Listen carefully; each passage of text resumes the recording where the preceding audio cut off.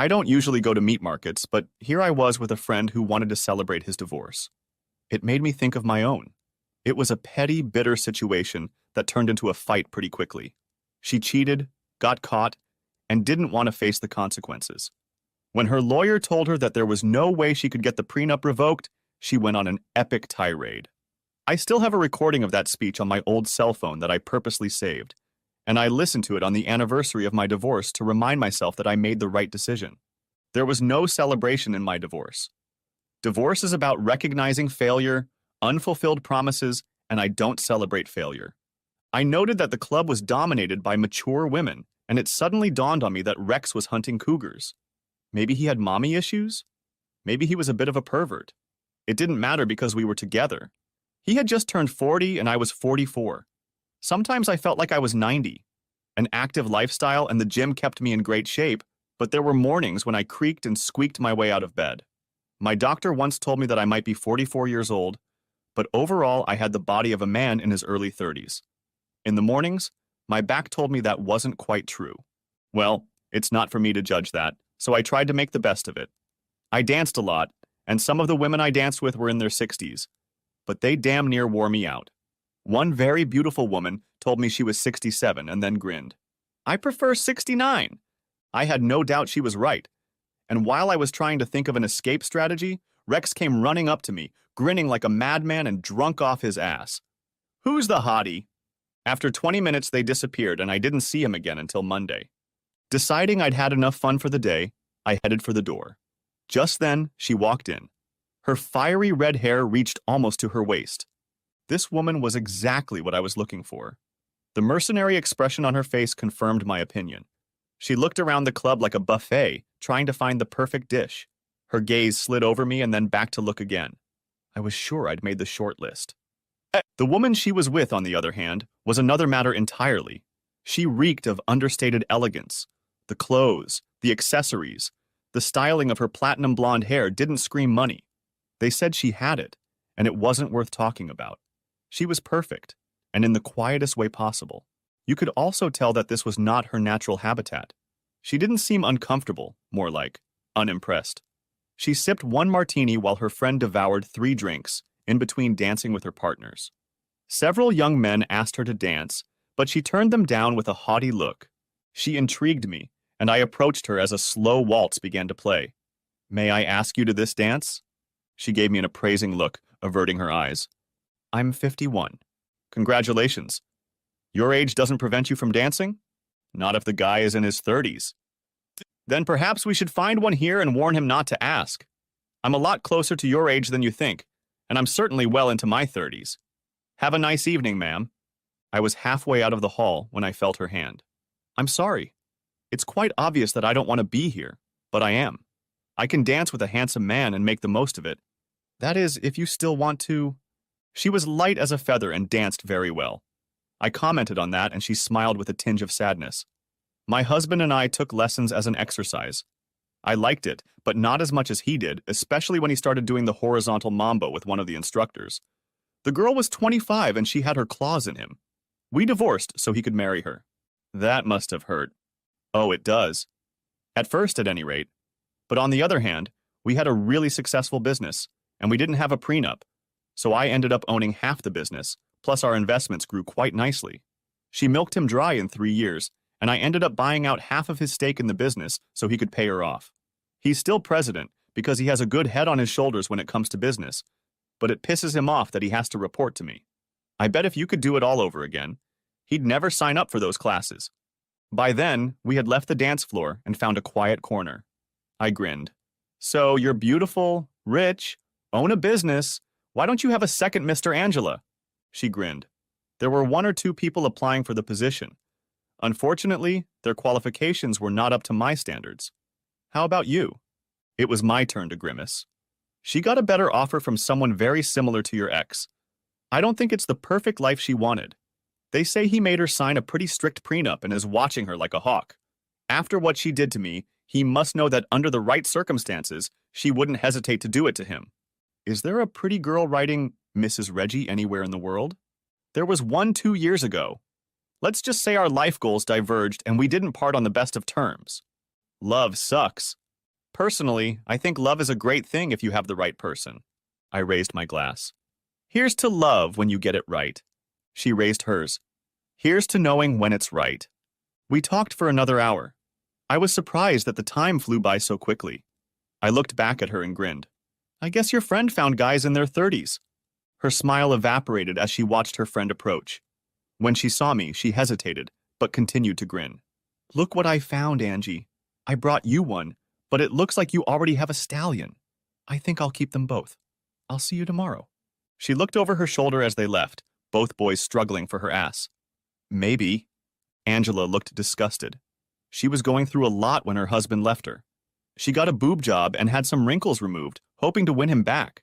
He wanted nothing to do with her, and now she's going down a rather destructive path of trying to show herself as an attractive woman. All she's attracted to lately are leeches cashing in on free entertainment and her bank account. I hope she comes to her senses. It's so sad. She really is a lovely woman and quite attractive for her age.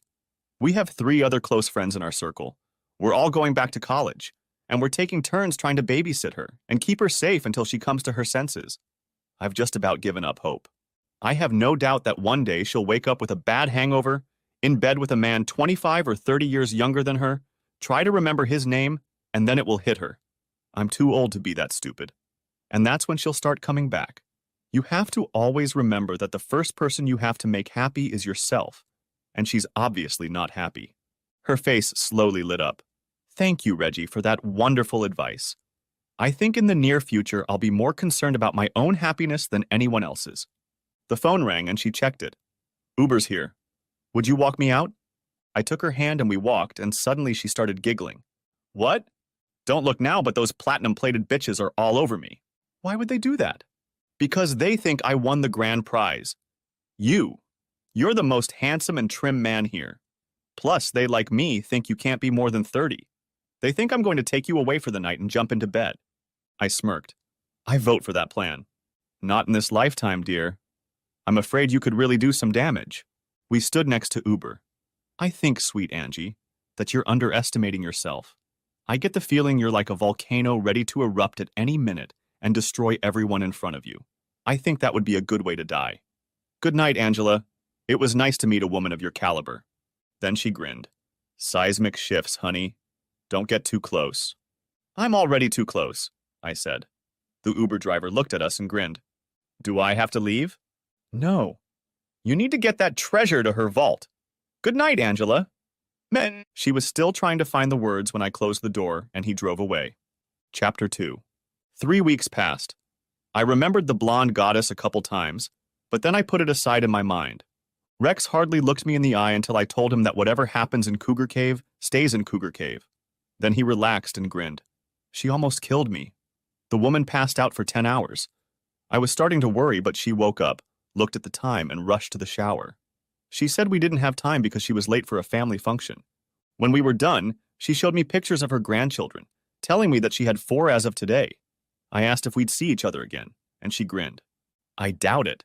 I'm too old to limit my experiences, and I don't usually repeat myself. Thanks for the night. So the cougar chewed you up like a piece of meat, and now it's ready to go out hunting again? That's kind of cold. Rex only grinned. There's plenty of cougars in the world, buddy. You want to go hunting again? Rumor has it you went off with some really hot girl. I didn't leave with her, we just went out together. And to tell you the truth, she was a lot nicer than I expected to see in a place like this. You lost, man. You should have nailed her. Dude? Nail her? What are you, 16? Maybe you really need to spend time with older ladies. Maybe they'll help you grow up. That's never going to happen. I've tried acting like a responsible adult with my wife. We all remember how that turned out. I won't take any woman seriously anymore. It won't be 2 years before you're married again. I'll bet a case of beer I don't get married. If you win, I'll throw you a party. If I win, you'll have to give me the beer and tell me how I'm always right. You do have an annoying habit of being right, but not this time. This beer will be the sweetest beer I've ever had. Rex walked away laughing and I grinned. We'll see.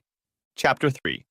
2 weeks later, I met him at tennis, and he was grinning like a cat that had eaten a canary. What the hell is going on with you? Nothing. It's just that I made some money unexpectedly this weekend, and it lifted my spirits. We fired a salvo. He was younger and faster, but he spent too many nights at bars while I spent them at the gym. Conditioning took precedence over talent, and I beat him in straight sets. My knee was telling me how expensive the win was when we stopped. We were drying off before heading for the shower when his smirk returned. Remember that extra money I was talking about? I earned it on you. I did what? You made a serious impression on Grandma Handsome. She showed up at the club looking for you. When she was told I knew how to find you, she grabbed me. I thought I'd get lucky, but she quickly dismissed the idea. She made me an offer. I'll give you $200 if you tell me how to contact Reggie. Better yet, give him this business card and tell him to call me. I'd like to talk to him.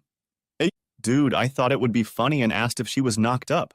My advice: don't piss her off. Her slap still gives me a bit of a sore jaw. Anyway, I promised her I'd give you a message and her card. Here. When I was home, I looked at the business card. It was her business card, Angela Bassett, CEO of Bassett Enterprises, and on the back was written her phone number. It was only 7:30, so I called. Hello? She looked a little wary, and I realized she didn't recognize the number. Hello, am I speaking to Angela Bassett, who was voted the prettiest grandmother in the state 2 years in a row? This is Reggie Wilkes. You could hear the humor in her voice. The same Reggie Wilkes who was rumored to be Dorian Gray's successor? How old do you look now? 33? 30? I'm old enough to look damn good with you in my arms. How are you doing, Angie? I heard you put a bounty on me. Not much at all. I wondered how much it would cost to get you to my door, but on reflection, I decided to try the good old-fashioned way. What are you doing next Saturday? I don't have any pressing business. Great. My company is having an awards ceremony, and I, as the big cheese, have to be there. The X is bringing his flavor of the month gum, and I want to show him that. So you're going to use me for my body? How mercantile, Angie. Let me put it to you this way. You come with me to this event, and maybe I'll let you do something. What time should I pick you up? Her laugh sounded like verbal sunshine. I'll pick you up in a limo. I'm driving with a gun in my hand. I'm telling you right now, look for unexpected PDAs throughout the evening. Sunday, we went out to dinner. She had a really nice house. Not too big, not flashy, more like simple, clean lines and elegance. After looking it over with a builder's eye, I told her how much I liked it. She frowned for a moment. You should have seen that mansion he talked me into buying. Why do 2 people need 6 bedrooms? This mansion has 3, and it's about the same square footage. I gave it to him in the divorce, and he lost it in the next divorce. Now he lives in a 1-bedroom condo and can barely afford it. Sucks to be him, doesn't it? First he lost quality, then quantity. Next time he'll probably be paying by the meter. She threw me a sharp look, suppressing a laugh. Don't make me yell at the dinner table. It wouldn't be nice. And thank you, Reggie. I shrugged. Sometimes you just have to tell the truth. That lobster sounds very appealing, doesn't it? We had a nice, leisurely dinner, and our conversation flowed from one place to another. We talked about places we'd already been, places we'd like to return to, and places that, if we saw them again in 1,000 years, would be too soon. Soon dinner was over, and we both seemed to not want it to end. So I took her to a little place that many people didn't realize was there. It was a place that played roots music. One week, folk singers might perform there, the next week country or bluegrass. Sometimes there were African bands playing only percussion, and sometimes there were blues or acoustic jazz. She sat mesmerized by the night's performance by a blues duo consisting of a woman in her 30s and a man in his 50s. He played guitar and keyboards. In other songs, he played bass and harmonica. She was also a very good guitarist. They had a kick drum and a hi-hat, and sometimes you wouldn't believe there were only 2 people on stage unless you saw it with your own eyes. When they left for the break, the others would look at us askew. I was wearing a very nice suit, and Angie was dressed to the hilt in a copper-colored silk dress with diamonds literally dripping off of it. Most were in jeans and t-shirts. She struck up an acquaintance with the woman sitting next to her and was soon pulling out her phone, dialing the number she offered to sample if she liked what she heard this evening. Soon a crowd had gathered around her outside the diner. This is a family establishment, so alcohol was not served here. We made it in time for the second show, and most of the kids were already home and asleep.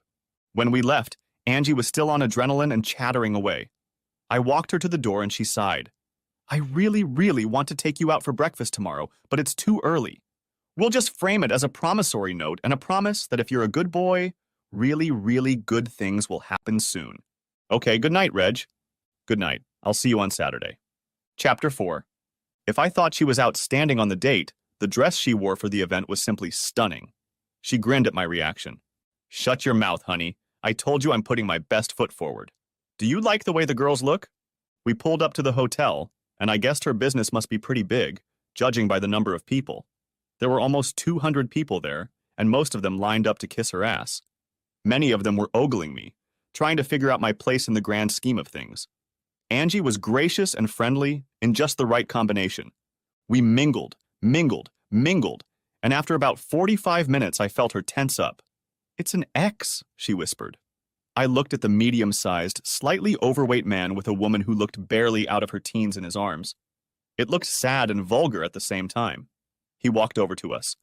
Angie, it was said flatly, without any emotion. She, on the other hand, was smiling. Hello, Ben. Let me introduce you to my companion. This is Reggie Wilkes. Reggie, my ex-husband, Ben. He had a languid handshake, the kind that immediately makes you distrust him, but perhaps my first impression was hurt by what she'd told me about him. He hardly spoke at all, but the girl he was with chattered away. She held herself well, but her eyes gave her away. She looked at me as if she were assessing my fortune. I had accumulated a good amount of capital through my business, but I doubted I was in the same tax bracket as Angie. I wasn't stupid with money and lived well enough. Angie was polite and looked like she was trying to suppress a laugh. We ate dinner, surprisingly good, and Angie gave her speech to great applause. Then her ex gave a speech, boring and uninspiring, promising that as long as he was at the helm, the company was in good hands. I got the impression that this was not a universally held opinion. The applause was faint at best. Then the orchestra started playing. Angie was a great dancer, and I was no stranger to dancing, so we stayed on the floor for a while longer. Then she had to do the obligatory dance with the people in the troupe. I danced with wives and girlfriends. The most common topic was the question of how serious we were. I had the standard answer. I'm just arm candy.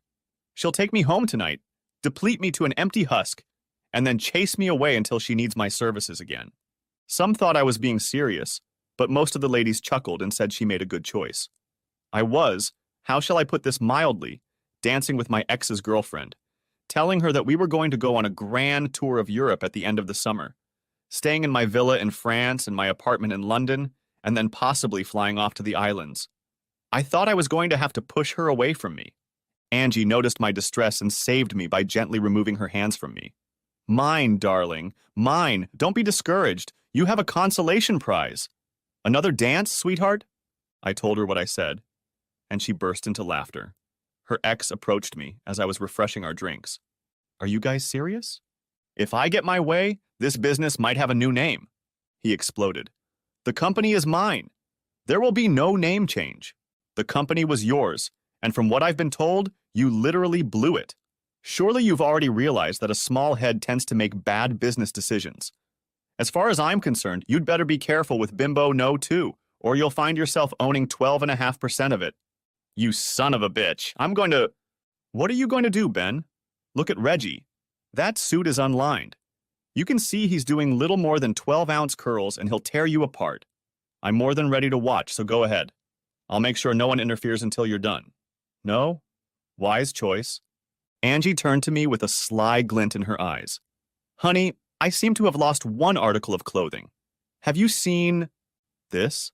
I clutched my underwear in my hand. I'm sorry, honey. The limo didn't go as long as we thought, and you didn't have time to put it back on, remember? She took the stuff from my hand, all the while smirking at her ex. Thanks for taking care of it, sweetie. I'd wear them again, but that would be a waste of time. You'll take them off before we're even out of the parking lot. I suddenly really wanted to stay the night. Shall we? A wave of admiration swept through the room at the repetition of the scraps of conversation, and many ladies and a few men hugged her as we left. Her husband really wasn't very well liked. Chapter 5. She was still giggling as we got into the limo. Did you see his face? I thought he was going to fall through the floor, and his little cutie was looking at him with completely different eyes. If she thought she could get away with it, she'd plow you to the floor in front of the whole crowd. Wow. Remind me never to get in your face again. The evening had been fun. Some parts were better than others, though. Which parts? The parts where I held you close to me and hugged you on the dance floor. You really are an attractive woman, and I noticed that. The giggles returned. Believe me, honey, When we snuggled up to each other, I noticed that you noticed it. It was very flattering. If it hadn't been dark in the car, she would have seen me blush. I'm not apologizing. I'd be offended if you did. We gradually drew closer to each other. Her hands moved south, and I heard a sigh and a giggle as she hooked the front of my pants. It was just as interesting when the car delivered us to her door. We adjusted our clothes a bit, but both of us noticed the driver's smirk. He must have gotten used to this behavior. We stood in her driveway grinning like idiots. She threw me a look I couldn't decipher. I'd like nothing better than to get you on the bed, but it's too soon. You're the first man I've taken seriously in the last 100 years, but it's too soon. We have to take this one step at a time. That being said, it's time for you to ask me out on a real date. I pretended to be angry. As far as I'm concerned, it was a real date. A real date that ended with the man in great discomfort when the woman sent him home. Don't you have any compassion? I sighed dramatically. On Monday, I sent flowers to her office along with a card. Please accept this as a token of my great love for you. Would you honor me with your company on Friday at 7 o'clock? I knew her personal assistant would read the note and share it. She brought the flowers into the study. Boitoy sent them and asked for a date on Friday. If you're not interested, can I take him? Joanne, honey, you know I love you. But you say something like that again, and I'll transfer you. My ex needs a new assistant. Copy that. If I beg on my knees, will you keep me? You're worth your weight in gold. But you say something so stupid again. Got it, boss. Where do you think he'll take you? I'll let you know on Monday. Chapter 6. We had several very pleasant phone conversations during the week. I asked her to dress more decently, jeans and a comfortable top, since the events I had planned were very casual. I found out later that she took her personal assistant shopping with her to make sure she had the perfect pair. I didn't know it, but up until that point there were no jeans in her closet. When I picked her up, I heartily approved of her choice. She grinned when she saw me. Are you practicing sodomy? God, that's a very personal question. I think I'll wait and let you find out for yourself. In the meantime, do you prefer a smooth surface? She blushed 3 shades of red and laughed. I'm going to return kindness for kindness. You'll have to find out for yourself. So, where are we going? I took her to a small buffet restaurant I'd discovered. The menu for the evening was posted by the door to the kitchen, and it was served family style. There were no individual tables, just a few long ones, almost the entire length of the place. Food was served in large bowls, and if you wanted more mashed potatoes or meatloaf, you had to ask the person next to you to pass them on. It was rude not to talk, and soon you found yourself drawn into conversation with the person across the table or next to you. Once Angie got used to the idea, she talked most of the time. She shared dessert recipes with the little older lady across the table, makeup tips with the young wife next to her, talked about sports, cars, and avoided politics. She once held a baby in her arms while its mother excused herself to the restroom, glowing the whole time. She told me that she has 2 small grandchildren, but they live in California, and she hardly ever sees them. She was very happy, and when we pulled into the parking lot outside the concert hall, she just grinned. There was an acoustic jazz quartet performing that night. Guitar, piano, violin, and accordion. The guitarist was a woman. She and the bassist did the vocals, and the rest of the band joined in on the choruses. They played many instrumental compositions that demonstrated their skills. Some of them we recognized, but most were completely new to us. They were selling old-fashioned CDs, and Angie bought 3. They played some slow songs and invited those who wished to get up and dance. We danced through 3 songs. This time I made it to her couch, and we were millimeters away from putting a serious stain on it when she stopped us. I want this really, really badly. The problem is, if I get it, I'll want it all the time. Please let me set the pace. I promise that if we stay on this course, the goal will be worth the journey. It's already worth the journey, dear. I can wait, but I don't know if I can restrain myself much longer. Soon, my sweet. My sweet? I loved her giggle. She sounded so young. Yes, my sweetie. I've always wanted to say that to a man, and seriously. 2 frustrating weeks later, she called me and asked if I liked boats. I guess so, I replied. I had canoes and kayaks when I was younger, and my dad had a bass fishing boat when I was a kid. Will you take me boating on Saturday? I have a boat, or rather, my ex had a boat. I made sure I got it in the divorce. I did it to piss him off, and it worked. It sits in the marina, and they keep it in working order, but I never used it. In all the time he owned it, he never once took me on it. I want to know if it would be a pleasant enough experience that I'd want to keep her or put her up for sale. Sure. If I remember correctly, they can be a lot of fun. Give me directions. Thank you, dear. Don't worry about bringing anything with you. I'll take care of it. Is 8 o'clock too early? That would be perfect. It will still be cool and comfortable then. In the summer, the afternoon sun reflecting off the water can be very strong. We'll time the trip so we don't freeze. See you later. It was an upscale marina, and I had a feeling her boat would be a luxury model. We were heading toward an obviously restored mahogany Chris Craft boat, and I couldn't help but admire it. I was surprised that she walked past it and all the way to the end of the slips. I think I even caught a glimpse of it. It wasn't a boat. It was a van on floats, 45 feet long, almost completely enclosed, with a full-length upper deck with a canopy. Is that his boat? No, honey, it's my boat. It's fully fueled, everything is loaded, and all we have to do is set sail. Ready? And there were control panels upstairs as well as on the foredeck below. I was more comfortable upstairs because I could see better, and I kept her from talking, concentrating on getting the boat away from the dock. Once outside the marina, we accelerated a bit, and we were both surprised at the speed she could pick up. Once out into the main channel, we dropped our speed and sailed on. Angie handed me a cider, which she knew I loved. I reached for it, suddenly glad I wasn't driving the car. I would have wrecked it. I'd better. I have good plans that don't include going aground. I have a map the marina operator gave me, dear. He said landmarks would be easy to find, and besides, we have GPS in our phones and a navigation system. Another hour or so and we'll be there. There turned out to be a small cove between one of the lake's larger islands and a smaller one barely 2 acres square. It was a mountain lake, the first of a chain of lakes running through the whole low country, each one becoming more and more polluted. Here, however, the water was clear and almost pristine, allowing a glimpse into the depths. It was the kind of water one wanted to splash around in on a hot summer's day. Once the boat was anchored, Angie suggested a little swim. I told you I'd provide everything, she said, with a sly glint in her eyes. I bought you a swimsuit. It's lying on the bed. Why don't you go and change? I hadn't realized how big the interior of this thing was. The living room gallery was pretty impressive. There was even a rather large TV mounted on the wall. The bedroom was smaller, with a huge bed barely fitting in it. The tiny scrap of fabric looked even smaller lying on it. I picked it up and grinned. It was a speedometer, light blue. I'd come back, we'd spent time together, and now we were cowering in the gallery, making a light dinner. You don't have to do that, she told me as I helped. I don't. Sometimes I won't if we expand our relationship, but sometimes I'll make you sit at the counter with a glass of wine while I wow you with my culinary skills. It's called a partnership, darling. Tears came to her eyes, and I thought I'd done something wrong. Then she grinned. I'll do my best to pretend I like it when you do. What would you like for an appetizer? This, I said, unzipping her robe and nuzzling her nipple. She tried to push me away, but stopped and moaned when I got a proper look at both of them. Finally, she pushed me away. Stop or we won't finish dinner. They'll be by your side later, I promise. We ate a simple meal and bathed, separately because the shower wasn't big enough. I put on boxers and she put on a silk robe that barely concealed her teddy. She put on a jazz CD she'd bought at Roots, made a couple drinks, and we settled on the surprisingly comfortable couch. She suddenly started laughing. He bought this thing thinking he was doing the smart thing.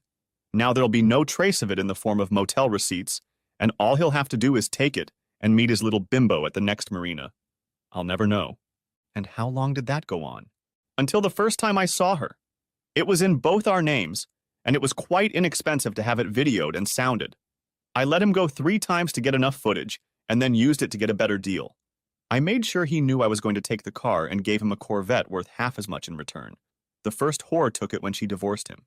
Please excuse me for asking, but why did you marry such an idiot? You could hear the sadness in her voice. Hugh was a good man when we got together. As we became more successful, he became more arrogant, believing that his success should justify everything. Age became a factor, and honestly, I think she was the physical equivalent of a sports car during a midlife crisis. She wasn't smart, but she was very savvy and tied him up hand and foot pretty quickly, asking why he was still with a tired old woman when he could be seen around town with her in his arms. When I caught them, it played into her hands. By then, I didn't care anymore. She was delighted with him. Instead of admiring his actions and who he did them with, most people thought he was a fool, and many even pitied him. I think when he realized that, he suppressed his ego for a while. And then she screwed him over, and he had nothing to brag about for his poor decisions. For practical purposes, the company belonged to me, and all he had to do was accept it. It's very similar to what happened to us. I thought I was doing great, but she had taste for more refined things, and it didn't take her long to find someone once she decided to switch. It killed me for a long time before I got over it, and I became very fearful of relationships. I think I told you before, but it didn't work out the way she intended. It's one thing to please a hot young mistress. It's quite another to give her the keys to the vault after the wedding. The prenup was pretty draconian, and by then she'd already burned bridges behind her, so I had to live with it. I hear she has an allowance, and if she exceeds it, she'll be out of money for the rest of the month. I hope it ends badly in the next couple years. After all, he's already proven he doesn't mind playing relationship games with people. Maybe yours and mine will find each other after another divorce. That would be hilarious. Time for bed. She pulled off her robe and twirled around a couple times before getting into bed. We had visions of great accomplishments, but she fell asleep as soon as we snuggled against each other. I grinned in the darkness, feeling her breath. Quality over quantity. This way of life suited me just fine. Chapter 7. We hopped back and forth in bed and in the water for the rest of the weekend, and returned to the marina on Sunday just before dark. As we swam back, I asked her if we were exclusive. Even in the low light, I could see her eyes sparkle. I have an idea to throw you overboard. I haven't had another man in almost a year, and I'm quite happy with the one I have now. Any other silly questions? No, darling. Good. How about you? I haven't had it that long, but I'll tell you that I haven't had anyone else since 2 weeks before I first saw you at the club. I assure you I like what we have and I don't intend to spoil anything. So, we're officially a couple then? Shall I drop a contract? I only pulled her tighter against me. No, I think verbal commitment works best in these matters, don't you? Absolutely. We stood on the dock for a few minutes before I pulled myself together. What now? Now we go our separate ways and think about this weekend and what it means to us individually. After a couple days of reflection, you'll pack up a few changes of clothes that will stay at my house, move them over to Wednesday or Thursday, and we'll see what happens. How about Monday or Tuesday? Don't procrastinate. I've got to get things sorted out. I haven't been half of a couple for a long time. I need to relax. So we did. I showed up on Thursday and she practically dragged me into the house. I left Sunday night and came back on Wednesday. It was almost 2 months before she invited me in for a conversation. In her mind, conversation usually meant that she spoke, and I agreed. One day she asked me why I was doing the best I could for her. Because I enjoy giving you pleasure. I enjoy giving you pleasure. In time, if I truly believe you're making the wrong decision, or I just don't like what I hear, you'll know it. I believe you're smart enough to understand the line between low affection and weakness. She brightened. Well, I've decided I like you enough to see if I can tolerate you on a permanent basis. When can you move everything here and move in permanently? God, this is so sudden. I don't know how low. Tomorrow. Most of my stuff is already here. I'll put a few things in storage that I want to hold on to, and maybe I'll find a rental agent in a few months. It's not worth an empty house. I took her hands in mine. Now let's get down to business. You own your house and I own mine, so you won't have to pay rent. I insist we split the household bills in half. I can't bear the thought of being seen as a kept woman, and you know that rumors will spread. That includes housework. I'm sure we can agree that you're better at laundry, but I'm pretty good at everything else, so I'm more than capable of that too. And if you can't stand being pampered, now's the time to say no. I know how much you love working outside. Lawn care will be canceled next week, and we'll consider it a trade-off with laundry. Everything else is 50-50. Why don't we seal it with a kiss? No, let's go to the bedroom. There were all sorts of rumors floating around in her company. Angie only grinned when an ex tried to warn her about me being a gold digger and hung pictures of us together on her desk and wall. Bimbo, no. Tu made harsh hints about a ring, but he had his own issues, so he left it at that. After 6 months, we worked out our schedule. I was more of a morning person, so I usually got up first, made coffee, and maybe a light breakfast. Lunch was usually taken care of by her. I would cut the grass and come to her with an idea that I was willing to pay for. We ended up splitting the cost, and I built an outdoor kitchen and patio. Angie got into her sweaters and helped when she could, even when I told her she didn't have to. This is our home, and I won't be left out of any project we do to improve it. The job took almost 3 months, and we were unspeakably proud when we were done. The small covered enclosure fit a great gas grill, a charcoal grill, a 4-burner gas stove built into the granite countertop, as well as a small refrigerator and a deep sink. We could have easily contracted out, but that wasn't the point. The point was that we were doing this together, and it was a labor of love. We had friends over from time to time, especially after we remodeled the outdoor area. Angie would occasionally entertain clients. I had to talk her into it. It's much more effective to invite them to your home rather than some sterile restaurant. It establishes a connection on a more personal level. This is your home. This is where you live. You're showing them a part of yourself that they don't normally see, and it usually changes their perception of you, often for the better. They will relax and be much more open to any negotiations you start. Don't let them talk business while they're here, except in the most general terms. Her business associates were impressed. It was easy to see that. They were used to dealing with her ex, and with him it was all business and sometimes involved strong drink and strip clubs. He had offended one vendor so much that Angie had asked him to come over to apologize and insisted he bring his wife. They were supposed to book a hotel room, but she got his wife on the phone and insisted they stay the night. This became a quarterly occurrence, and he reciprocated by inviting us over every 6 months or so. It usually turned into shopping trips for the ladies and sporting events for us, but it was all a lot of fun. Once we took them on a boat ride, and it impressed them so much that they bought their own. Angie consistently introduced me as her life partner. At first that was gratifying, but now it was starting to get on my nerves. Chapter 8. Almost a year after I moved in, I met her son and his family. They lived on the other coast, and she rarely got to see them. When he called and asked if he could come over, she was over the moon until I made her stop. "Do I have to disappear so you can have a good time?" She slapped my face. "You're part of my life now. They know about you, and I've sent them pictures. So no, just no." He looked a lot like his mother, but I could see traces of his father in him, especially in some of his features.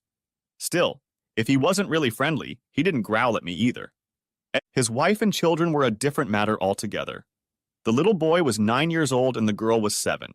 Heather was a California blonde. When she and the kids saw the garden, they got excited because it was as close to real food as they had ever seen. Without thinking, I promised them I would go to the farmer's market on Saturday. Angie had bought a house and 3 acres of undeveloped land at a time when there were no neighbors nearby. I wanted to plant a garden, but the woman in charge of the HOA saw me digging in the ground and stormed across the yard yelling at me to stop. She then proceeded to tell me how many association bylaws I had violated and was going to see to it that we were fined. The downside to this plan was that Angie and her lot were not in her development. She was already there, and the development was growing on both sides of her. I just laughed and started digging in the ground, trying to be very careful. When I had the lot ready, Angie helped me put a white picket fence around it. You couldn't see what it was from the street. She immediately got to work on the vegetable garden, advising me to grow tomatoes, lettuce, and string beans. She searched tirelessly on websites for information and ordered enough for 10 acres of land. I made her choose based on the available space, and she immediately wanted to expand the garden. The chairman of the HOA erupted into a shouting match and threatened to tear down the fence. I just chuckled and said that might not be the best idea she had ever had, and she decided to go to court. Angie took the day off to be with me. The president pulled out charts, graphs, statutes, and made some pretty convincing arguments. Then it was our turn. Angie showed the judge the deed to the property, and when she read it, she laughed and banged her gavel. Case dismissed. We thought the woman was going to faint when the judge explained to her that since our property was not part of her development, we were free to do whatever we wanted with it, within reason.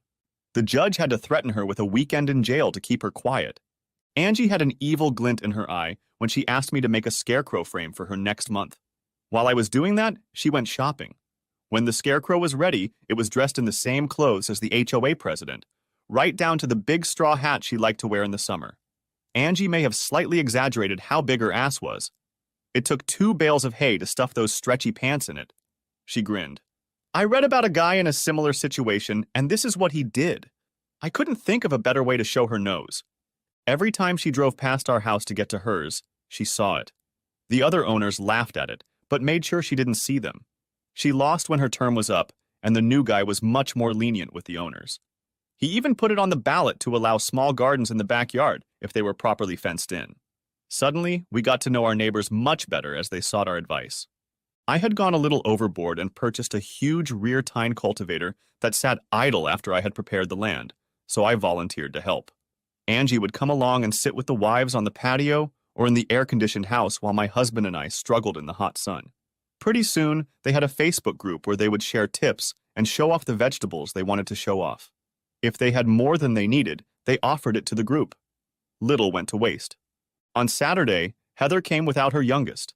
When I asked, she said he wanted to talk to his mom alone. Something wasn't right. We loaded into her rental car because it already had car seats in it. She seemed to really enjoy the market, though she hardly smiled. The kids were running around trying to look at everything. Besides the fresh vegetables, there was a group of artisans, potters, painters, jewelers. There was even a guy who for $10 would compose an entire poem especially for his customer and print it out on his laptop. I thought it was silly, but he told me he was making $200 to $300 a day. Not bad for a starving literature student. The kids ran into a face painter and practically begged me to do it for them. Heather hesitated, but I grinned and pointed at the kids. He's a lion and she's a tiger. Full face. I stepped back and was talking to one of the artisans when Heather joined me with the kids. The intricate drawings on their faces made me smile. He grinned. Does Angie know you're gallivanting around with that hottie? Heather blushed, then smiled one of her rare smiles. Mom knows, but if a girl can't trust her father-in-law, who can she trust? That caught me off guard, and I had to blink a couple times. The kids wanted the crystals and she looked embarrassed, but Bob grinned. Now you're about to find out how convenient it is to have a loaded father-in-law. If he's truthful, he'll buy his grandchildren anything they want. Damn that dust. I'd forgotten how harmful it is this time of year. Before Heather could object, Lynette picked out a pair of earrings, little fairies holding a tiny piece of crystal. Jeremiah got a necklace with a perfectly shaped crystal. It was supposed to bring luck and protection. Lynette heard Bob's words and wrapped her little arms around my lap. Thank you, Grandpa. Jeremiah thought he was too old to hug, but smirked. Thanks, Grandpa. I was now holding Lynette in my arms, and she seemed to be quite comfortable. Bob was showing Heather a ring, a crystal with gold rings around it forming a flower. I bought it for her without hesitation, and didn't flinch when Bob told me how much I owed him. I can't take it. I grinned. I know you don't come around much, but it's not wise to piss off your grandfathers. It suits you very well. Bob told me it's been sitting in his closet for a year, waiting for the right finger to appear. Don't resist the magic. I was still holding Lynette, only now she was asleep. Heather held onto my hand, and Jeremiah took her other hand as we walked. I was so proud that I don't think my feet hit the ground until we got back to the car. The kids were out of the car before we even got on the highway. It was a few minutes before I started talking. I'm a pretty perceptive person, something you should keep in mind for the future, and I can tell something is wrong. Why don't you tell me what's going on so Angie and I can help you? She tried to protest, but the words froze on her lips. Then she spoke. We're broke. It took every last dime we had to get here. I wondered what Junior was telling Angie as she narrated her grief. Junior had been laid off under less than pleasant circumstances and was having a hard time finding a job. They had always lived a lavish lifestyle, but the money was quickly going away. He looked a lot like his father, but I let that pass. They lost the house, her rental car, and the kids had to be taken out of private school. Coming here was killing his soul, but we had no choice. We asked his father first, but because of his personal choices, she snorted in disgust. He couldn't. Mom is our last hope. You shouldn't worry too much about Angie. She won't leave her grandchildren unattended, nor will I for that matter. What's he asking for? I have no idea. A short-term loan, I think. Something to help us get by until we get a job. He doesn't want me to have a job. But if I find one before he does, it'll be a strain on him. I knew Angie. She wouldn't let her child and his family starve. I also knew she wouldn't just blindly hand out money to her youngest if he was anything like his father. He would get something, but there would be some hooks in it. When I asked Heather how much cash they had, she blushed and didn't answer. I made her pull into the parking lot of the bank branch I was doing business with and pulled out $1,000 in cash, handing her the envelope. Don't fuss, don't argue, just put it in your purse and use it as you see fit. And if you breathe a word about paying me back, I will be deeply, deeply offended. You will lose your status as favorite daughter-in-law very quickly, do you understand? I decided to drive to give her time to talk it out. By the time we got back to the house, she had calmed down. Angie and Junior were waiting in the living room. Lynette burst into the house and jumped into her lap. Grandma, I'm a tiger cub. See what Grandpa got me? Aren't they cute? I saw him tense up, but Angie only grinned as she hugged the baby. They're adorable. Grandpa never gave me anything so cute. That wasn't really true if you counted the ring I hid in the garden shed. I just hadn't had the right occasion to present it to her yet. That's because I'm the youngest and a girl. Grandpa are supposed to do things like that. That's what Jenny says anyway. Oh well, your friend Jenny seems to be very smart. Jeremiah, did you buy anything? He grinned and pulled a necklace out from under his t-shirt. Grandpa's friend said it's supposed to protect me from evil spirits. Mom bought something too. She hesitantly showed Angie the ring. She looked at me in surprise, and then tears ran down her cheeks. I'll have to keep a close eye on your grandfather from now on, or you'll be swimming in bling. Linny, would you and Jer like to help me bake cupcakes? Soon, they were each holding hands and dragging her into the kitchen. The youngest stared at me for a moment. You're not their grandfather, Heather shrieked. I just looked at him calmly. No, not grandfather, not by blood. Do you think it makes any difference to them? Does it hurt a child to think there are people in the world who love them? Where's your father, Benny? Is he too busy to see his only grandchildren, his bequest of immortality? Do you realize how precious that is? Probably not, but you'd better learn. I kissed Heather on the cheek and walked out. Chapter 9. I went out to the garden shed and spent about 40 minutes sharpening tools. My father had taught me from an early age that hoes, shovels, hoes, they are all like a knife. They cut, in this case, soil. If they had a sharp edge, they did their job better. When I was done, I took up the pruning shears, and by the time I was done, I could cut hair with them. There was a light knock, and Heather asked if she could come in. I just nodded, and she stood up uncertainly. Please don't hold a grudge against him. He's faced the worst failure a man can face, the inability to provide for his family. I realize that, dear, but all the more reason not to snap at the hand that's trying to help. His father made the wrong choices in life. It's not Junior's fault. It's his fault. His shiny, bright future with a woman of exceptional quality disappeared between a whore's legs one day, and he'll never get it back. He needs to make peace with his choice and try not to repeat it a second time. His son needs to make a choice too. Angie has told me many times how much she misses you guys, especially her grandchildren. Heather, she will take care of her family. I know her well enough to do that. But I also know she won't just blindly give him money and hope for the best. She's wanted you to live here for years, and this is her chance. I bet she'll offer him a job, as sure as the ring on your finger. He's her heir, not me. I already told her I don't want any part of her company. I'm not the one to run it. Changing the subject, where are you staying? We're at the Marriott for the night. After that, I have no idea. I think I might, but I need to talk to your mother-in-law first. Come on, it's getting close to dinner time, and I'm sure Jeremiah doesn't like to skip meals. She hugged me tightly. I wish they were your grandchildren. I'd sleep so much better at night. I glanced around the kitchen, noticing the trash left behind after the little kids had tried their hand at baking, and made a decision. We'll grill tonight. I asked Heather what their favorite foods were and sent her off in my car to the market. Junior went with her. I wondered what kind of conversation they would have. Angie put the kids to bed after getting them cleaned up, and we took advantage of that to clean up the kitchen. Was it fun? Her face brightened. I regretted not having it on camera. Heather helped until she went looking for you. Junior went to his dad's for a while. Her tears flowed. I wish we could keep them. Lynette's a big fan, honey. She told me that Grandpa Reggie is going to make her the corn you picked tonight. You don't mind them calling you Grandpa? About as much as I hate it when you call me honey. God, that's disgusting. She giggled. Yeah, maybe I should call you something else. How about Sweetie?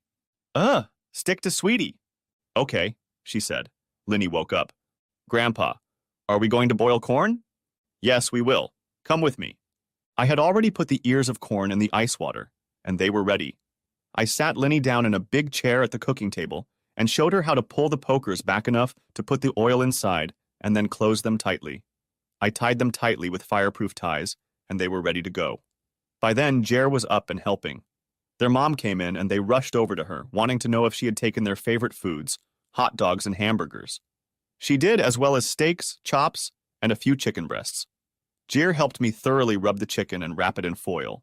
Mom rubbed the steaks and chops, letting them rest and come to room temperature. Angie then took her to help with the side dishes, coleslaw, fries, and sliced zucchini, which were marinated and ready to grill. Cupcakes stood proudly on display, our dessert for the evening. Junior had decided to stay with his dad, and I think Heather was happy about that. I grilled enough for 3 large servings, knowing they would want a little of everything. Linny ate 3 pieces of chicken, 3 pieces of steak, a few fries, and an entire cob of corn, giggling as she peeled off the charred husks. Jer managed to eat a hot dog, half a chop and a steak, refusing everything else but the cob of corn. Then we each had to eat a cupcake. Linny brought me one so proud it was about to burst. The frosting was about 2 inches high. I baked it for you, Grandpa. She glowed with pride. Thank you, baby. He looks great. She watched anxiously as I ate every bite. And they looked happy when Heather told them they were all staying the night and drew baths. When they changed into their pajamas, I held Linny and Angie held Jer, gently rocking him until he fell asleep. They woke up when we put them in their cribs and insisted that we take turns reading them stories. Angie had a death grip on my hand the whole time. It looked like she was about to explode with happiness. Heather was in the living room with a glass of wine. Thank you. You have no idea what it's like to get a chance to relax. I remember, Angie said.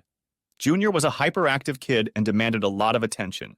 Well, while you're here, you have built-in babysitters. You might get tired of having to come in and rescue them. It may take a while, and I'd like to get to that point. It all depends on your son. Angie crouched down beside her and hugged her. I know, sweetheart. I'm working on it. As we lay in bed that night, we had a rather intense conversation. Are you aware of their situation? I asked. Pretty much. I was so angry when I found out. They should have come home then. We would have taken care of them. I think your son has as much misplaced pride as your ex. What did you talk about while Heather and the kids were at my place? He has a get-rich scheme he wants me to invest in. 1 million. I have money, I have that kind of money, but it doesn't just lay around. And even if it did, I wouldn't let it out of my hands until I investigated. I told him to let me look into the case before I commit to it, and he got pissed. They're broke. It's their last night in this hotel. They can come here, but he hates the idea. Mind if I offer you a solution? I'm all ears. The tenants of my house moved out last week. I knew it would only take 6 months, but they checked out, and the only reason they needed a house was so they'd have somewhere to live while their house was being built. Let them live there for free. It will give them some alone time while they come to terms with their situation. Maybe we can find something for Heather to do while he gets his house in order. I was the 3rd owner of the construction company and one of the field supervisors if there was an emergency. I decided there was an emergency and spent a week out of town completing an office complex. The unions were keeping us busy, and some suppliers were leaning toward their offer to make our materials a little scarce. I wasn't in the mood, so I called all of our company employees off the job and sent them off to other projects. 2 days later, a real estate sign appeared in front of the house, shocking everyone. The unions threatened, but I was in my right and told the newspapers and local TV stations the truth, backing it up with facts and figures. The unions were suddenly under pressure from members who had nowhere else to go, and politicians made noises about permits and investigations. Suppliers had a heart attack when I canceled nearly $2 million worth of orders. We have a contract. Indeed we do. And in that contract, it says in the fine print that if you are late with delivery more than 3 times in 1 month, we have the right to find other suppliers. Have a good day. Everyone tried to make me look like the bad guy, but there was no fooling the public. A month later, we came back with better contracts from suppliers, and the unions were much more flexible in meeting their new goals. Both my partners thought I was a genius, but I was just pissed off and needed to get even on someone. 9 days after I left, I walked out of the trailer that housed the construction office and saw Angie sitting in her Mercedes. She looked scared to death, but determined. When I approached her, she got out of the car, and I think our hearts both started pounding. When she got to me, she stood there trying to speak. Eventually, I gave up and carried her into the office. I looked at the engineers and assistants, and they all suddenly wanted coffee at the diner next door. I closed up behind them. We sat, talking, until the team got up the courage to come back. I looked at my assistant. You're on your own for the rest of the project, Mark. You've raised hopes, so consider this a test. If you do well, we can always get another project manager. And Mark, no crap from anyone, understand? They're gonna test you, hard. The first time they do, stomp on it hard and don't back down, understand? All right, I'll see you at the office. He arrived a week ahead of schedule and $20,000 under budget. He had 10 of our employees involved, and I told him to give them each 1,000 as a bonus and make sure he was the one to hand them the money. I gave him 3. Angie and I slowly got back on track, but I wasn't as happy as I should have been. The fact that she was avoiding talking about marriage really bothered me. If she wanted to wait, that was fine, as long as I could see a happy ending. I thought back to my first marriage, before it ended badly, and realized that I liked being married, having a bond and a document to prove to the world that we were one. Now her son was around, and she was very tense. Chapter 10. 2 weeks later, she gave her son the bad news. She checked to see how favorable his offer was, and it turned out to be nothing more than a Ponzi scheme. Angie insisted that he work for her in the short term, just to make some money. He resisted at first, but then Heather lost her patience and got herself a job. She went to work for a construction company as an office assistant. The pay was above average, and not because it is what it is.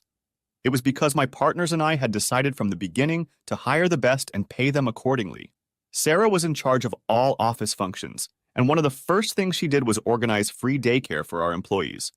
You guys, and you have no idea how stressful the cost of childcare can be, especially for a single mom. We're going to do this, and we're going to have employees for life. She was a single mom herself, and her part of the startup was covered by an inheritance from her grandmother. David and I had already talked about it being time to go into business for ourselves, but it was just talk. She was the office manager at our old firm and basically got us off our asses and into business. We were so grateful to her that we named the company SDR Construction in honor of Sarah, David, and Reggie. David was an engineer, and I was in construction. We had a very good personal reputation, and some of our corporate clients were unhappy with management, so they gave us a chance. 10 years later, we were a multi-million-dollar construction company, known for excellent quality at a reasonable price. Our old company got so angry when we left and selected a few people to go with us that they threatened a lawsuit. Our lawyer told us that they could try something like that while he handled all the paperwork and for us to tell them to kiss our collective asses. We let Sarah tell them about it because she had been through a lot of crap in office politics over the years at the company. She said it was one of the best times of her life. If I arrived before Heather did, she had to bring the kids before they went to daycare. I would get hugs and kisses, and I loved starting the day that way. Heather always kissed me on the cheek. A month later, I came into work and noticed everyone was grinning at me. On my desk was a huge mug with pictures of Linny and Jeremiah on the side. On the other side was written, "Best Grandpa Ever." The one that caught my eye the most was the smaller one next to it, with a picture of Heather and the caption, "Best Father-in-Law Ever." I put them on the shelf so they would be the first thing I saw every morning, next to Angie and I's picture. Heather was called into Sarah's office and told that her position had changed. She would now be running errands for the company. She had to have good transportation, and she had to pick the right SUV to fit everything in. After she was done crying, she made me go with her to the Ford dealership where she picked out the same model I drove, a 4-door sporty model with a small cargo bed. Angie only smirked as she told me about it. The closer I got to Heather and the kids, the more aloof her husband became. One day, Ben Sr. came to me, apparently to threaten me. "Stay away from my grandchildren. They are not yours." I think I made him nervous as I grinned. "Have you told them that yet?" "Oh yeah, you're going to have to spend time with them for that, aren't you?" "How much time have you spent with them since they've been here? Have you taken them anywhere or just sat at home and watched them play?" According to them, no, and whether I stay on stage or not, you need to change that. If you want them in your life, the best way to accomplish that is to include them in your life. The aggression went out of him like air out of a balloon. Casey doesn't care much for them. Then you have a choice to make. Bimbo Barbie or your grandchildren. It shouldn't be hard, but I don't know your priorities. To be clear, I won't interfere in their lives if Angie or the kids' parents say so, but I don't think that's possible. Now, if you'll excuse me, I need to put together a play set. Would you like to help? I must have made an impression because he followed me into the house. Angie and Heather could have been knocked over with a feather when he came out of the house, and the kids pounced on both of us. It was a pretty elaborate setup, but I owned a construction company, and once Benny figured out what was involved, he was already pretty good. An hour later, he was already pushing Jeremiah and I was pushing Linny. The ladies took their seats, and we drank beer while watching. There were tears in his eyes. "I've made so many stupid decisions in my life. From what I'm hearing, I have to agree with you. We don't know each other that well, but today has presented you in a different light. Foolish choices are what we end up learning from. So why don't you come to our weekly Sunday event? Heather took lots of pictures, and they appeared on her Facebook page later that evening. They showed Benny and I bolting and the kids eagerly waiting. In the last photo, we were each pushing a child, and the caption read, "Grandpa's rule." After everyone left, Angie gushed over me. "You're going to get a really good dose of love today. How did you do it?" "I didn't do anything out of the ordinary. Honey, you already know that if something needs to be said, I don't hesitate. He deserves to be in their lives if he can. I know my heart would break if I lost them." "Damn it," she cried, and nearly ruined the mood. Thankfully, by evening, she came to her senses. Chapter 11. A truce of sorts existed between Benny and me. He came over about every other Sunday to grill. Sometimes he helped, but mostly he played with the kids. Bubblegum Barbie noticed he was slipping away and gave him an ultimatum, but he didn't really respond. She moved out of the townhouse within 2 weeks. She took all her clothes and jewelry, but had a breakdown when he told her she couldn't take the sports car he'd rented for her. When she stopped talking, he said she could have the car and the 27 remaining lease payments.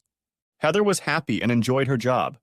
They treated her like any other employee, even though their father-in-law was one of the owners. It only happened a few times at first, and she put up with it. After that, everyone would take it out on her like the other workers, and she would just smile and wave them off. I looked at my life and realized that there were only 2 things that would make it perfect. The first is the day Angie and I walk down the aisle, and the second is when Junior finally settles down and accepts his life. For some reason, he's decided that all his troubles are directly related to me. Angie and I had a few tense discussions about how he was trying to treat me, and when Heather tried to talk to him about it, things went south. It turned into a full-blown, hold-nothing-back discourse that resulted in him realizing that if he didn't like his life here, he had 2 options. Make it better on his own or leave, but she and the kids would stay. He spent a few nights on his father's couch until he got sick of it and kicked him out, telling him to man up and go back to his family. He came home, but he was moody and often snapped at his kids. Heather was almost at her wits' end when suddenly the situation worsened. Angie fired him. It nearly killed her, and she spent many nights snuggled up to me and crying herself to sleep. She had started to trust him, and he was getting much better at his assigned position, but he still harbored resentment and wanted to go back to California. Heather didn't really approve of the idea. "Why would we do that? I've already had to tear this family apart once and start over. I don't want to do it again." She sighed. "You need to think about it. You're making more money now than you did in your best year in California, and unless you've turned into a screaming idiot, you certainly realize that both your parents are hoping you'll take over the business in a few years. I have a job that I really love. We have no house payment, no car payment. Basically, all we have are living expenses, and we live pretty well. But the most important thing is the kids. They love it here. They adore your mom and think both grandpas could change the world if they wanted to. Think how they'd feel if we picked up and left. They only have one grandfather. The other guy is just a loser mom is cohabitating with." Heather slapped him. Hard. "Don't ever say that in front of me again. Not in this life. In case you haven't noticed, we live rent-free in the loser's house. I drive the car he gave me, and if I picked up the phone and said, 'I need to,' whatever it is would be here in a heartbeat. Lynette told me the other day that when she grows up, she's going to build houses like her grandfather. I think Jeremiah is going to be the next business tycoon. He loves going to the office with Grandpa Benny. We have a very bright future, honey." He pondered this for a few days, and then used his job to tap into the company's funds and borrow $200,000 to invest in the business he had wanted to do all along. The plan was to invest the money, make a windfall, jump back out, replace the money, and make a profit until he had enough money to return to California in peace. The plan failed when the profits were gone and the scheme went bust, leaving many investors holding the bag. The accountants cracked it after 3 weeks. Angie fainted when she found out, and her assistant called me and Ben. They called an ambulance and took her to the hospital for observation. We met at the emergency room, and the doctor told us she was in severe shock and they wanted to keep her overnight. Ben and I walked around the floor for 4 hours, and he only came home when his new girlfriend came to pick him up. She was still younger than the model, but only by 8 years. She didn't let him do much, kept him in line, and her grandchildren adored her. He wouldn't admit it yet, but he was so in love with her, he couldn't keep his eyes open. One day he told me, while we were fiddling with the grill, and Angie and Vicky were watching the kids in our new pool, that he was tired of condo life and was looking for a house. Vicky was actively helping him, just to get a woman's opinion, he explained.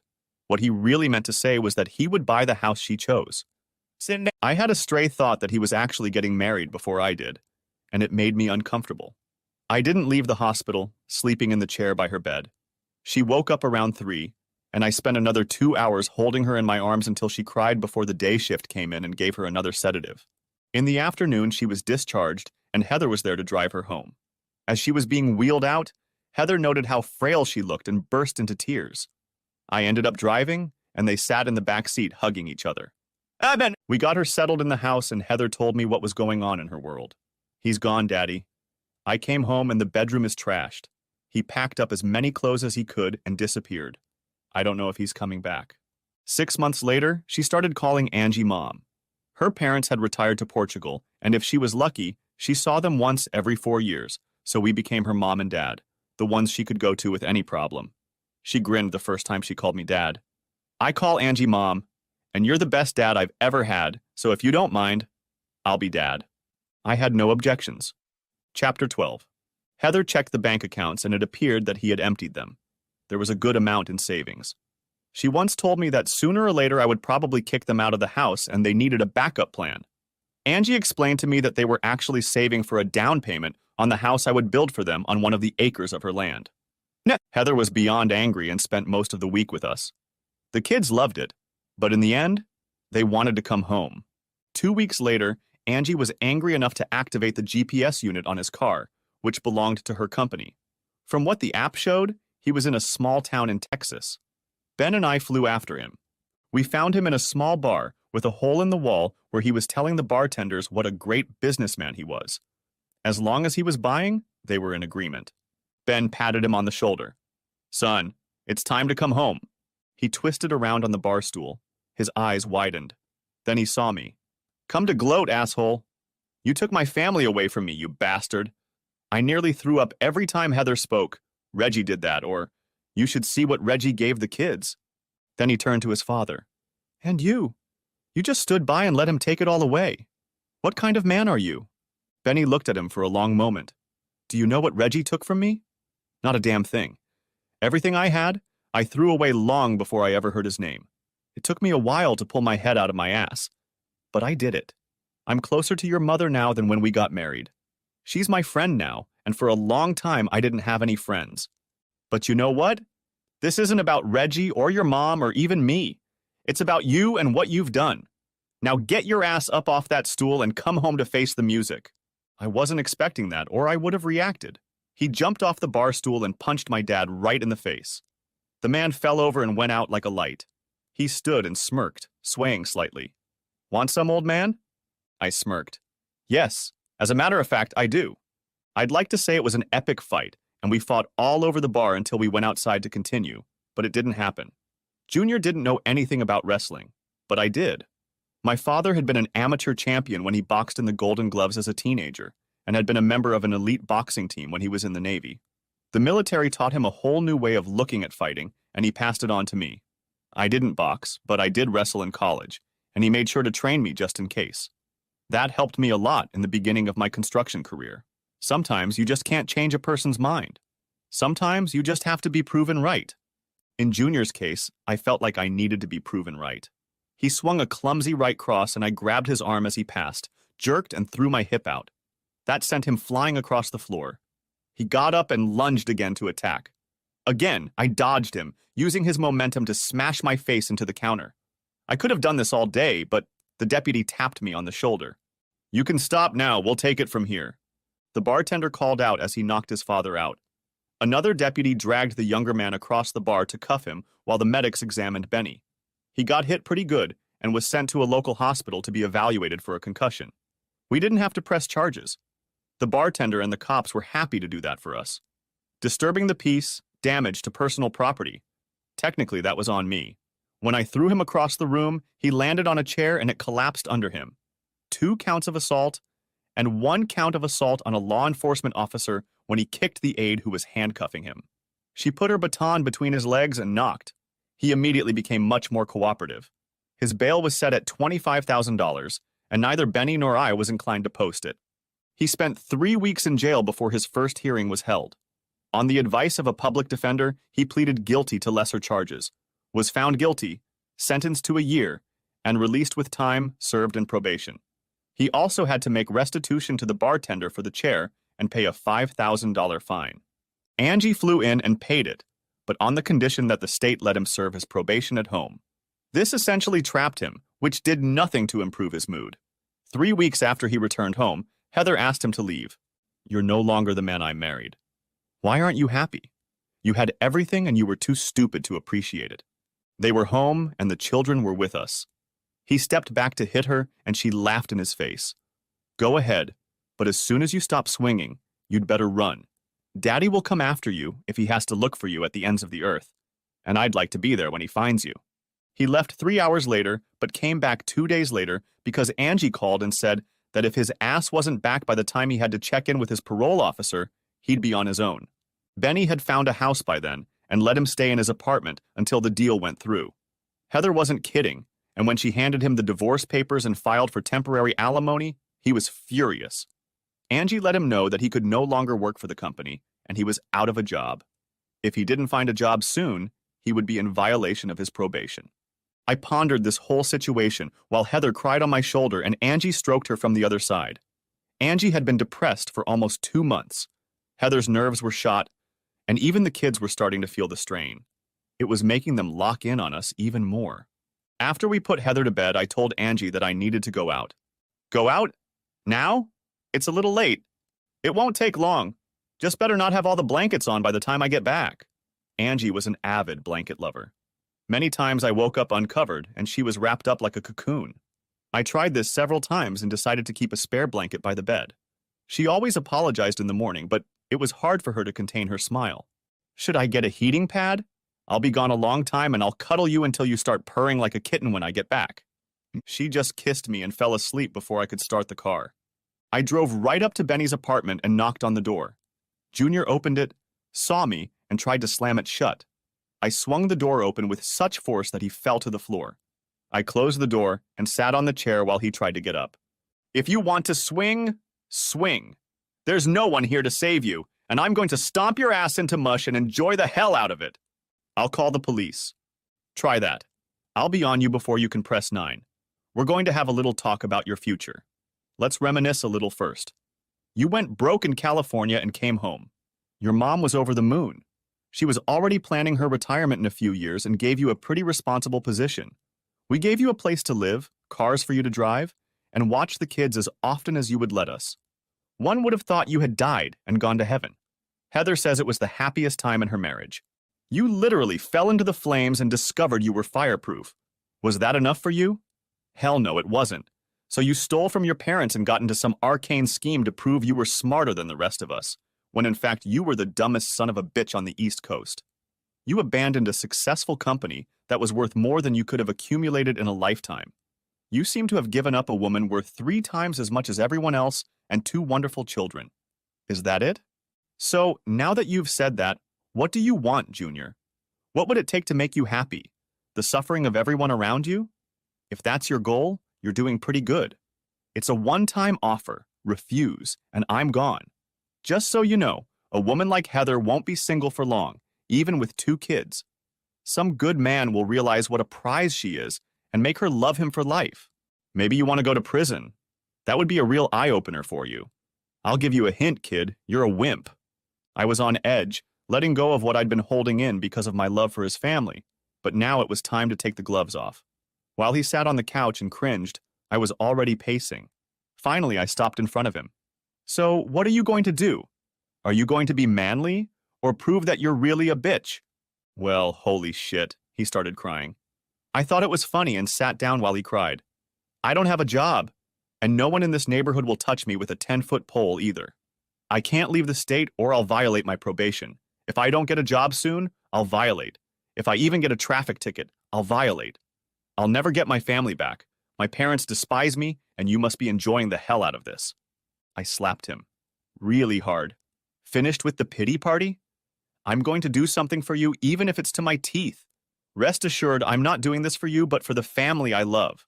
I tossed one of my business cards. Be at this address on Monday at 8. If you're not there, I wash my hands of you. Don't wear a suit. You won't need it for a long time, if ever. Wear sturdy jeans, good boots, and a work shirt. You just got into the construction business. You will work without complaining, whining, or crying. You will be courageous and do what you are told. I'll know if you don't. I walked to the door. By the way, 25% of your paycheck will be deducted weekly and sent to Heather. You still have children to support, and if you have any hope of getting your family back together, this is a good place to start. As I drove home, I pondered whether anything I'd said mattered. We'll see on Monday. I grinned when I saw Angie wrapped up like a mummy. I once told her that she must have been a lizard in a past life, because I'd never met anyone so cold-blooded. She only grinned. Lizards like to lie on rocks, I realize that, and I like to lie in the arms of a man who will keep me warm. Chapter 13. No one was more surprised than I was to see him in the office on Monday. I assigned him to the on-site crew and told his supervisor and supervisors not to patronize him, but to treat him calmly. Give him a chance. A lot depends on him in this job.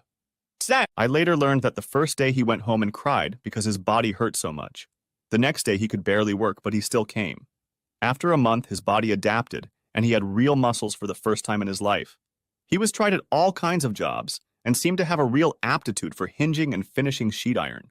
Sometimes I would see him from my office as he got out of the work truck looking like a ghost because of the dust that covered the sheetrock. Heather moved to the payroll department, so she saw his name and the first check. Then the money from the help desk came into her account. She stormed into my office. "Did you do this, Daddy?" "Someone had to give him a job, and I didn't want you to have to take the kids to the county jail. I paid him a visit and asked him nicely." "For sure. More like you beat the crap out of him and made him show up." "I did nothing of the sort." "If you didn't, it's because he was more afraid of you than I thought. Do you think he'll last long?" "Time will tell, little one. Now go and get the kids from daycare." From time to time, they passed each other in the hallways and barely spoke. Once he begged her to let him eat lunch with the kids on the picnic tables outside the daycare center. She almost didn't allow it, giving him a rather stern lecture on how to behave. But just in case, she decided to eat with them. All was going well until Linny climbed into his lap and showed him the little helmet I had given her. "Look, Daddy, I have a helmet too.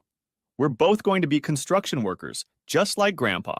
Fat tears streamed down his cheeks as he hugged her. Then Jeremiah turned and in a strangled voice thanked Heather for being so good to him.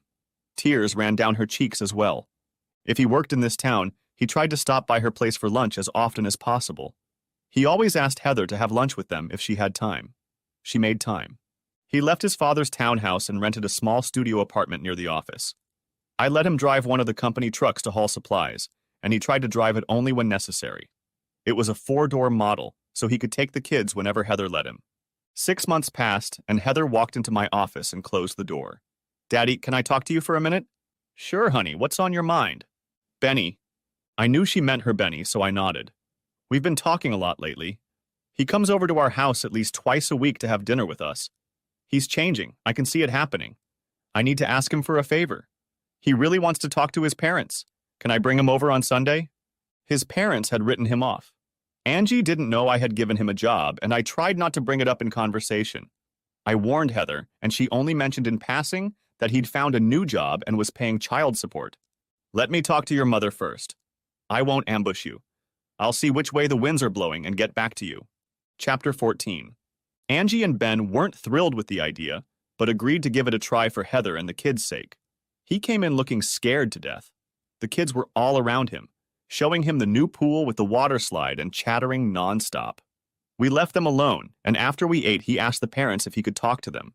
I gathered up the kids and Heather, and we went out for ice cream, returning 45 minutes later. He was already gone. Angie had tears in her eyes, and Ben looked a little worried. He apologized, and I think he meant it. He swore he'd pay us back, but we told him that if he really felt that way, he should give it to the little ones.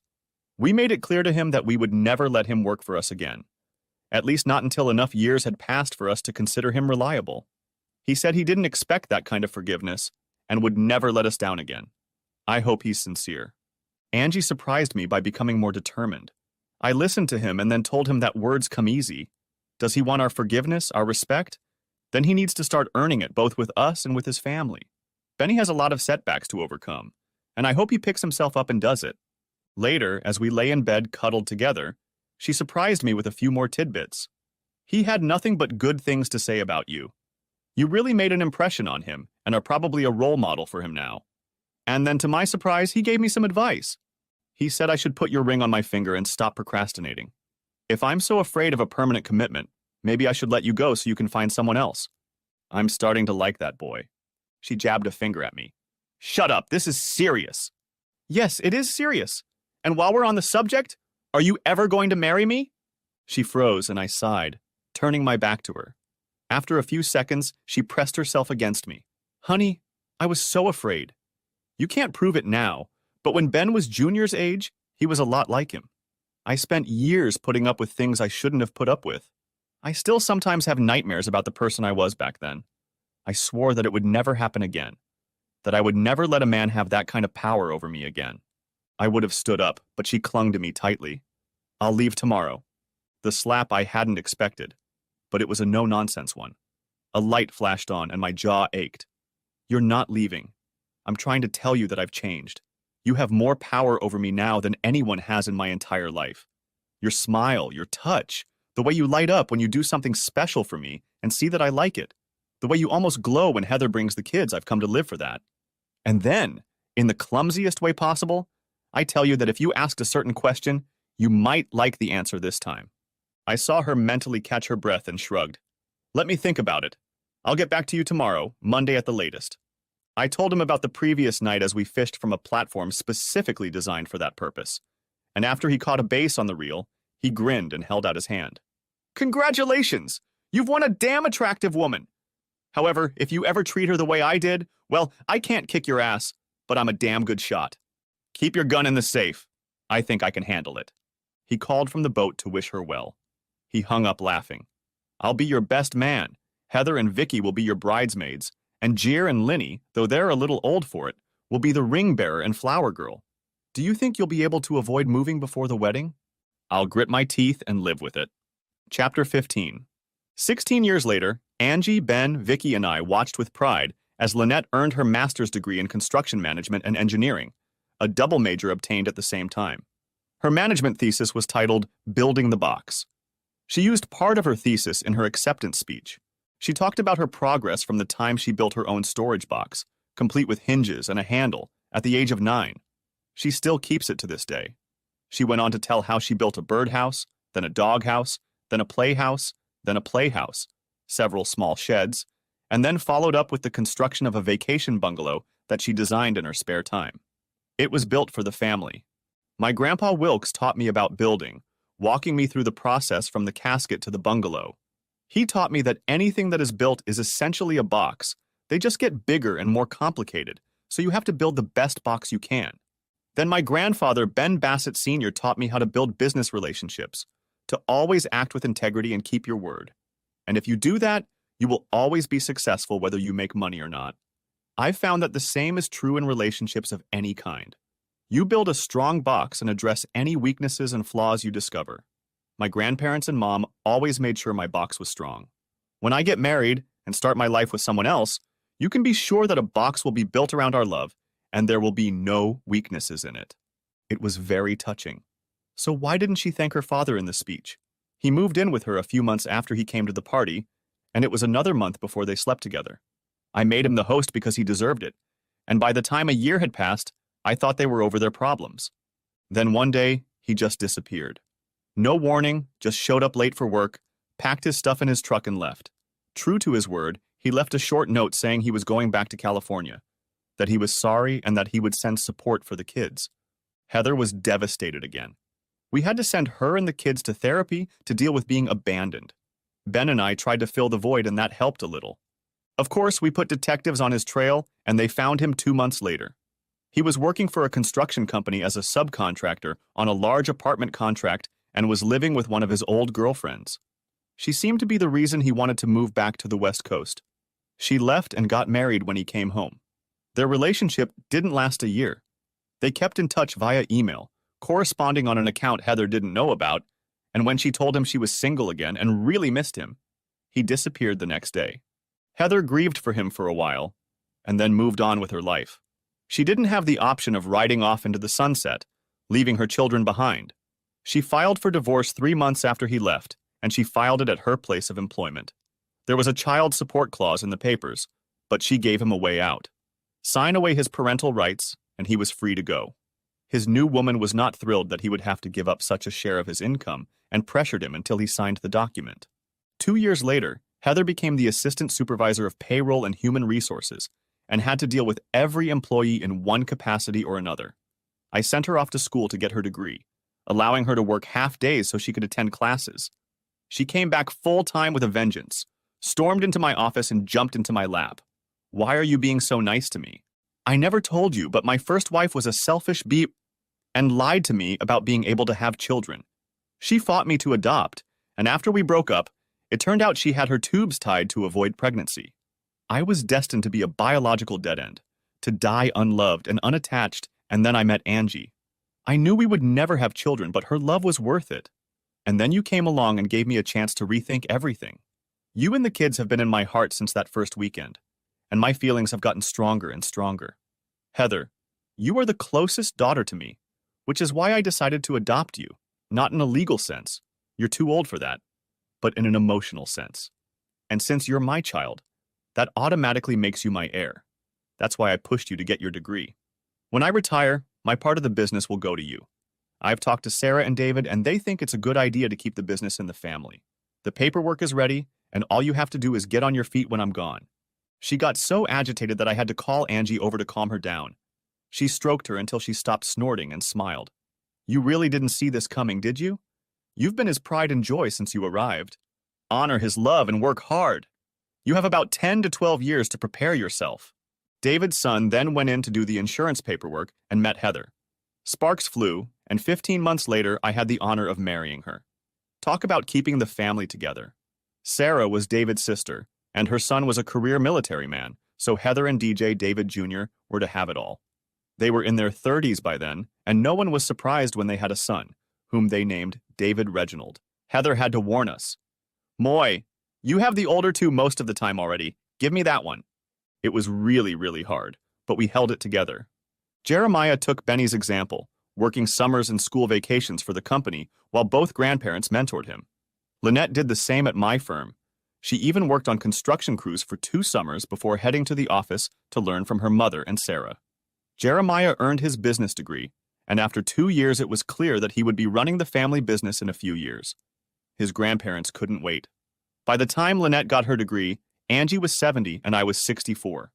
Angie had retired 3 years earlier, and this was my last year before Heather took office. We planned to stay active, travel, and look out for the next generation. Jeremiah had already married, had a young son, and had a second on the way. Linny wasn't ready to settle down yet, but we knew it wouldn't be long before she was taken by someone who didn't deserve her. 14 years after he left, we received notice that Benny Jr. had passed away in a construction accident. He was attempting to unload a full sack of 14 by 4.5, 32-sheet tongue and groove board using an electric winch. Safety regulations required that 2 winches be used at the same time and that an observer be present, but he was in a hurry. He had lifted the winch 9 feet in the air when the weight shifted and it collapsed on him. According to the accident report, he was crushed on impact. We didn't get the notice until 3 weeks after the funeral, when the state was going through the paperwork looking for next of kin. It turned out that his new wife had run away 3 years ago and left him with 2 daughters to care for. The mother couldn't be found, and California wanted to know what to do with them. Ben, Vicky, Angie, and I immediately flew out to the site. The children were girls, one 11, the other 9, and they were the rudest and most disrespectful kids I had ever encountered. The older one snapped at us. "If you're our grandparents, how come we've never seen you, huh?" Because until a few days ago, we didn't even know you existed. If we had, you'd know a lot more about us now. I'm not going anywhere with either of you. Angie and Vicky were tearing up, so I pulled myself together. If they can't find your mother, you may have no choice. If it comes down to rich grandparents taking you out of the hands of the state, putting you in foster care, and paying for your upbringing, the state will take care of itself. I suggest that if you don't have anything important keeping you here, if they can't find your mother, come back with us and check out the situation. Think about it. The older one looked defiant, but the little one just looked scared, so I turned to her. How about it, princess? New clothes, a big house, an older brother and sister to help look after you if you need it, and rumor has it, I might make a damn good grandparent. I have references if you're interested. Benny echoed me, saying that we sometimes competed to see who could spoil the grandchildren the most, and then backed off and let the ladies take care of them. Angie finally got her way when she started showing them pictures of their older siblings, noting how similar they looked, and that we had plenty of room in both houses, showing them pictures of the outdoor kitchen and pool, as well as a few of our boats. Benny and Vicky had bought themselves a streamlined boat as a retirement present, but we still used the big boat, the third boat, when everyone wanted to go for a ride. The house Vicky chose was outside of town and had several acres of land. They had a number of animals, including 3 horses.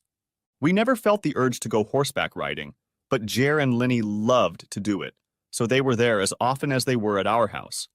Although we tried to spoil them, we also tempered our excesses with life lessons, and they were pretty balanced teenagers. This hit a nerve with the youngest, Vanessa. "I've never sat on a horse." Vicky grinned. She, like me, had never had children, and this was a golden opportunity for her. "Come home with us, little one. I'll teach you to ride in no time." Charlene was obsessed with boats. "I've never been fishing." "Well, if you come with us, you'll spend so much time on the water you'll feel like a duck." We stayed with them for 2 weeks while they finished their search for their mother. We took advantage of this by getting permission to take them to different places.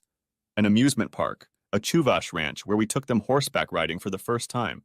But mostly we just spent time with them, reassuring them that we weren't cannibals who fried babies for breakfast. Vanessa bonded with Benny and Vicky, and Charlie seemed to like us better. Eventually, they went home with us, and since Vanessa insisted on it, they lived with Benny and Vicky. Charlie went with them as well. We were a little disappointed, but realized they would need breaks, and we usually took them on weekends. The first year was hard as we had to wean them off some bad habits, but by the second year they had relaxed enough to feel safe and loved, settled down and blended into the family. Heather and her husband had custody of them, and Jer wanted them to spend time with him and his wife, a woman he met through work. They dated for a year until he brought her to a party, scared to death that she was Indian. No one bothered to find out where that came from and welcomed her with open arms. She cemented her place in the family when she started bringing dishes for sit-down meals. One day, she brought a huge pan of curry and we emptied it, ignoring the steaks and chicken. He told his younger sisters that they would use them as training tools when they had their own. They were so enamored with Mary, her Americanized name, that they insisted on wearing a sari to one of her friends' weddings. These photos have a place of honor on our wall. I think they preserved our youth. Angie came to Vanessa's high school graduation, but it was her last public appearance. She was 2 months short of her 80th birthday when she fell and broke her hip and died 2 weeks later from complications. It happened suddenly and left me in despair. But after mourning her for 6 months, I realized we had not had a bad life. From the day we met, we had no one else. No dating, no flings, no other relationships. We just connected and wouldn't let each other go. Even for a second time, it was unusual. Every night I looked at the plaque I gave her a couple years after we were married. It was an award that proudly read, "Most Beautiful Girl," with the name of our state and the date in a small inset at the bottom. Each year I took it back to the store where it was purchased, and they added another insert for the current year. When Lynette had her first child, I bought a new plaque labeled Most Beautiful Girl of the Year and started adding inserts. She giggled every time I added a year and blushed profusely when Vanessa once asked her what a GILF was. I said it stood for Grandma I Will Love Forever, which made her glow even brighter. I discussed it with Angie, and we decided that if Vanessa didn't already have a house, she would buy ours. Benny and Vicky agreed that Charlie would get his. The next year, Benny passed away in his sleep. I hugged Vicky and made all the necessary arrangements. I got in the habit of leaving her at my house a couple times a week to make sure she was okay, and a year later she moved in with us. We never had a relationship, although we loved each other as friends. We were just 2 elderly people who didn't want to be alone. The kids all grinned, and Angie and Benny must have laughed their asses off. Sometimes we'd sit on the veranda in our rocking chairs, admiring the sunset, talking about departed loved ones and agreeing that no matter how we started out, our golden years were as brilliant as could be, and we were damn lucky in who we chose to love. One night we talked about everything until well into the night, and when I got up to go into the house, she said she wanted to sit out for a while to enjoy the cooler weather. I left her for about 45 minutes, marveling at the tears in her eyes, and then decided to get a blanket for her if she was going to stay, or help her inside if she was ready. She didn't seem to need the blanket anymore. She walked past, still warm and with a smile on her face. I bet right now she and Benny were hugging like crazy, and Angie was smiling. So I sat down next to her and waited for the ambulance, talking to her. Vicky, it may have come a little late, but you got what you dreamed of. A good man to love, children to raise, surrounded by a large family that loves you just the way you are. Not many people leaving this life can say that. If you can hear me, I want you to take a message to Angie. Tell her I'll be there soon with a new sign. It will say, hottest girl in forever, and it will be the absolute truth. The EMTs appeared and I kissed her on the cheek, wishing her a happy journey before they carefully moved her onto the gurney. Sighing, I started making the rounds of calls, knowing the house would soon be full. I thought of the girls who, in less than a year, had stopped calling her grandma and started calling her mom. She told us it was the second most important moment in her life, right after marrying Benny. They will be devastated, and we have to be strong for them. Honestly, I didn't know how much strength I had left in me. I looked up at the stars and smiled. Soon, baby, soon.